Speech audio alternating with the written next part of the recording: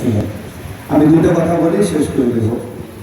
এক নম্বর কথা হল মোবারকবাদ ওই সমস্ত ছাত্র ভাইদের প্রতি যারা আজকে কোরআনে কারীম দীর্ঘ 1-1.5 মাস পড়ার পর কোরআন শিখতে পারছেন।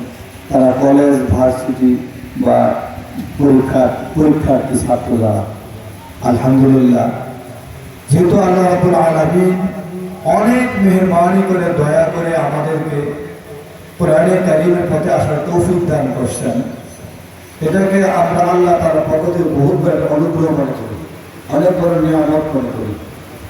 এখন আমাদের কাজ হলো দুইটা। এক নম্বর কাজ হলো যে আমরা যে কোরআন শরীফ পড়ছি এই 1-1.5 মাস মানে 2 মাস, এটা বাস্তব যে 1-2 মাস 3 মাসের পড়ার দ্বারা কোরআন শরীফ অনেকে মোটামুটি সহি করে পড়তে পারে। কিন্তু আপনারা কলেজের ছাত্র, ছোট বাচ্চাদের জন্য ভিন্ন, বয়স্কদের জন্য ভিন্ন, যারা বয়স্ক তারা পারে ইনশাআল্লাহ। এখন আপনাদের কাজ হলো যে একটা নিয়ত করে নেওয়া যে আমি মোট পর্যন্ত কোরআন শরীফকে বুকে আঁকড়ায় ধরবো। আপনারা ধরে রাখা, বুকে ধরে রাখা না, প্রতিদিন যে কোনো এক সময় বা 2 সময় কোরআনে কারীম আমি তেলাওয়াত করবো। 1 পৃষ্ঠা হাফিজ প্রতিদিন কমপক্ষে 1 বেলা 2 বেলা আমি তেলাওয়াত করবো। এটা আপনার জরুরি, তাহলে কোরআন থাকবে। আপনি সহি করে পড়তে পারেন তাও পড়বেন, যদি ভুল হয় তো পড়বেন, আবার কোনো হুজুর জিজ্ঞাসা করে নেবেন, চেষ্টা করবেন আর পড়বেন।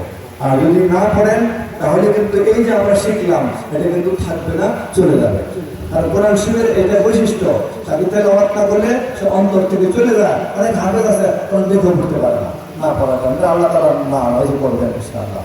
2 নম্বর কথা হলো আল্লাহ কিন্তু কোরআনের পথে নিয়ে আসছে, আমরা এটা হিম্মত করতে পারি যে আমরা কি করবো, আমরা ইলমে দ্বীন শিখব।